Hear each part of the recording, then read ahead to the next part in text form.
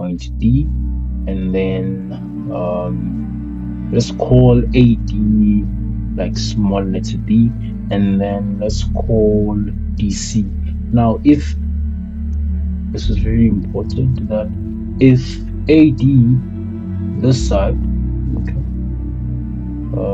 if this side is D, then that means this side DC, it has to be the entire length, which is this length, okay, the entire length, which is B, minus this small portion, which is D.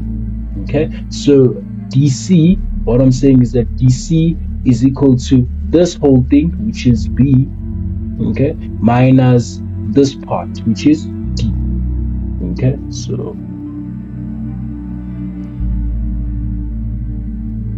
so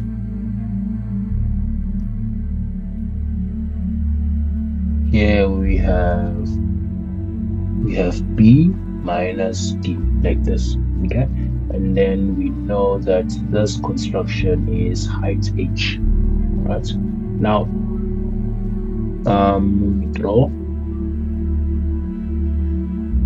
height H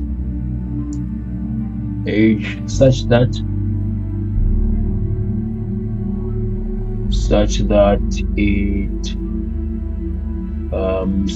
H is perpendicular to AC. Okay, perpendicular to AC, and we can start with our proof. Okay, so this is a very simple proof as well.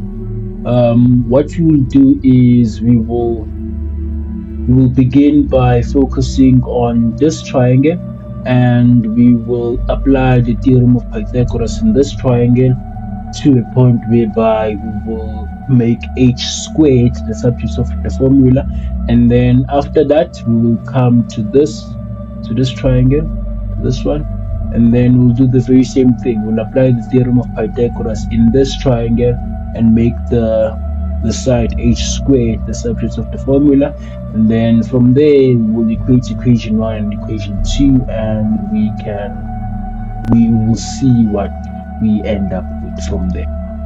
Hey there, please note that this was just a portion of the actual session. You can find the complete session on our YouTube channel. I have attached the link to the channel on the comment section. Go check it out. Don't forget to like, share, and follow us on all social media platforms. See you on the next